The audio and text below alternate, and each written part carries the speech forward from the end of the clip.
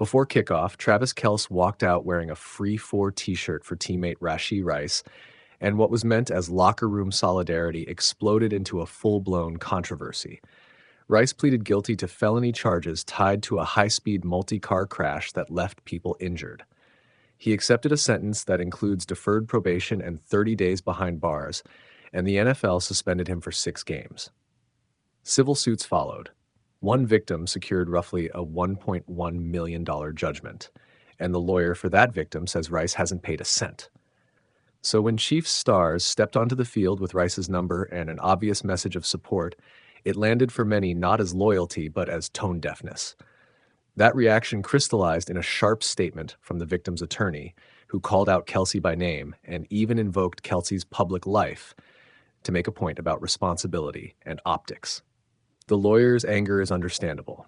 From his client's perspective, a high-profile player publicly rooting for someone convicted of causing physical harm felt like minimizing the injury and the legal outcome.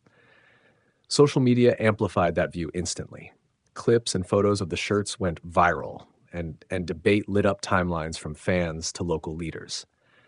At the same time, there's another standard at play inside every locker room. Teammates protect teammates. For players, wearing a shirt like that is often a shorthand for "we've got your back," meant to sustain morale during a tough moment. In the NFL culture of tribal loyalty, that instinct is pure and predictable. The problem here is the collision between two legitimate instincts: public accountability for real harm versus internal solidarity for a teammate who's paid a legal price. The Chiefs are now juggling 3 practical problems. First, the tangible. Rice's absence alters game plans through Week 6.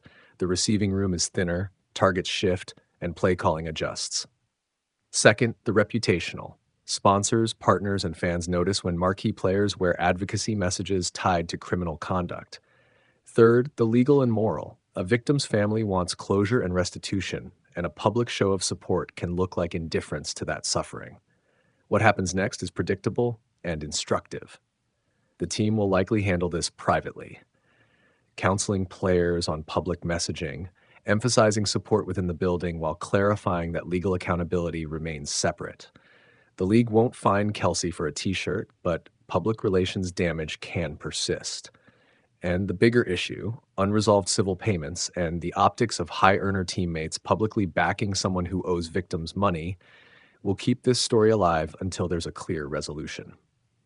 Bottom line, loyalty isn't wrong, but context matters.